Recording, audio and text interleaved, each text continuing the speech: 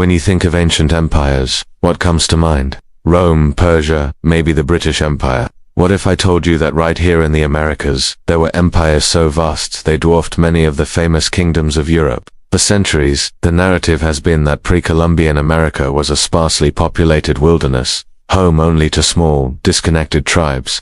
But that picture is completely wrong.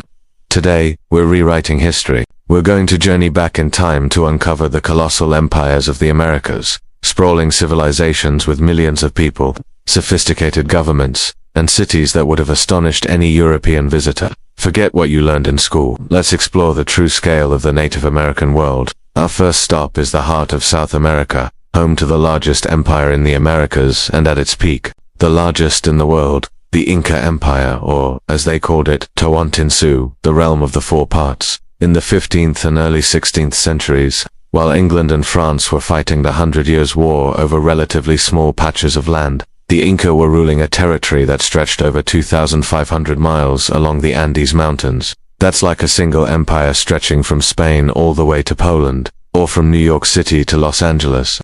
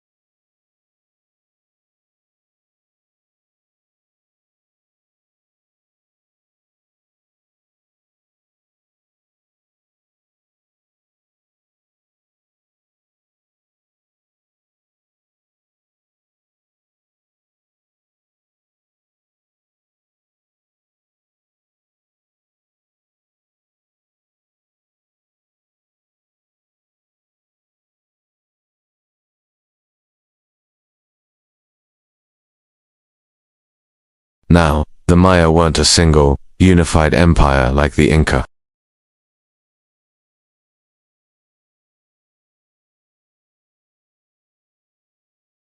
During their classic period, from about 250 to 900 AD, the Maya population is estimated to have been in the millions, possibly as high as 10 million people.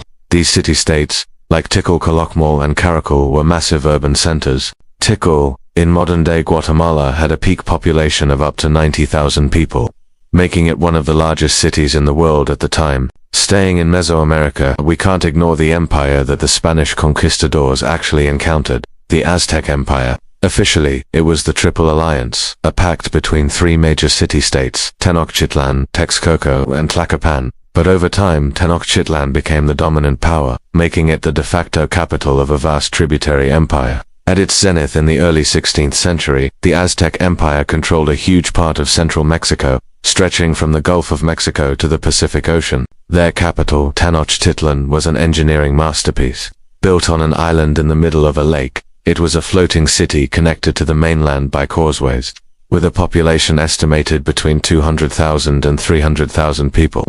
It was one of the most populous cities on Earth. In Europe, only Constantinople and maybe Naples were of a comparable size. The Spanish, who came from cities that were crowded and unsanitary, were absolutely stunned. They described Tenochtitlan as a dream, with its great temples, floating gardens called chinampas, and clean, wide streets. The empire ruled over an estimated 5 to 6 million people, extracting tribute from hundreds of conquered city-states. This wasn't a barren wilderness, it was a thriving, complex, and populous imperial heartland. But what about North America, in what is now the United States? The story of large-scale societies doesn't end in Mexico. Let's travel up the Mississippi River to the city of Cahokia. Around 1050 AD, while medieval castles were being built across Europe, Cahokia was the largest and most influential urban settlement of the Mississippian culture. Located near modern-day St. Louis, this city was a powerhouse. At its peak, Cahokia proper had a population of 10,000 to 20,000 people, with tens of thousands more living in surrounding farming villages. This made Cahokia larger than London was at the same time.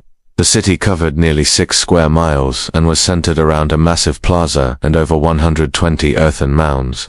The largest of these, Monk's Mound, is a fortressed platform mound that is larger at its base than the Great Pyramid of Giza. It's the largest prehistoric earthen construction in the Americas.